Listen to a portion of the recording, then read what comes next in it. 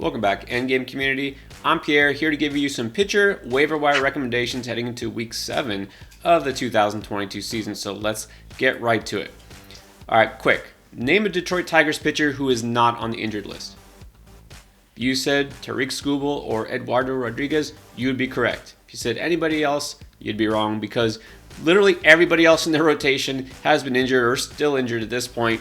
So that leads them to call on another one of their former first-round picks. So let's talk about Alex Faedo, who has been up for just a couple of weeks now and has looked pretty good so far. He is a former first-rounder. Look, not nearly the same profile as a guy like Casey Mize or Skubal or even Matt Manning, but this is a quality pitcher who has had success in the minors. The reason you hadn't heard about him much is because, well, of course, 2020 was a lost season for everybody in the minors, and then last year, Tommy John surgery wiped out his entire year. So he hadn't pitched for basically all of 2 years. What do we expect from him? Well, we just hope that he can make it through enough to get, maybe a decision. And he's done that. He's gone at least 5 innings in each of his 3 starts, and he hasn't allowed more than 2 runs in any of those starts. The strikeout numbers are not amazing. You can't expect a ton of strikeouts on the waiver wire anyways, at least not with good ratios. But at this point, we'll take the ratios. He's looked solid. He's had some tough competition that he's faced. He's got a rotation spot pretty much locked down as long as he continues to pitch well. So this is also a nice, friendly home park in Detroit. Everything stacks up. He's not going to necessarily get you 6-7 innings a pop. But again, off the waiver wire, who is these days? So Faedo is looking like a pretty solid option, and he's available nearly everywhere. All right, now let's talk about a couple of boring veterans, but they might still help your fantasy team, and that's what we're all about. I was always just so high on Jose Quintana, and now he's a Pirate. He never really lived up to the billing. Like, we went to Chicago. I mean, he's got the stuff, or at least he had the stuff, but man, those ERAs were just always so inflated, and he always seemed to let me down. So I just pretty much ignored him. He's making a resurgence here, of all places, in Pittsburgh. He's been really their best arm in the rotation. 2.19 ERA so far, 1.08 WHIP, and he's going pretty deep in games. Again, not going to get you a ton of strikeouts, but it's been adequate. Look, 30 strikeouts in 37 innings. That is not bad. What he's not going to get you, of course, is wins. So hopefully if you're in a quality start league, or even better yet, a points league, he is going to be more valuable. Definitely not going to get you a lot of W's, but you know what? He's going to be a solid back-end rotation guy that you can count on. All right, and the other guy I want to talk about is Zach Eflin. Look, he's also been a guy who's been up and down throughout his career. A couple years ago, he, for some reason, became this mega sleeper. People were big on him. Didn't quite pan out. Sometimes he looks great, and sometimes he gets lit up. So far, so good. In fact, really good this year. He did miss a little bit of time. He's back now.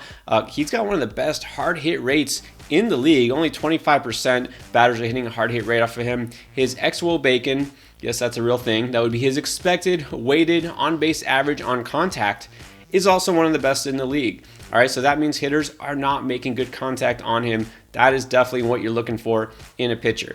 So again, not going to get you a ton of strikeouts here, but a little bit more than Quintana. He also has a 2.34 expected ERA, so we could see his ratios come down even more. All right, Eflin is a guy who, again, flying way under the radar.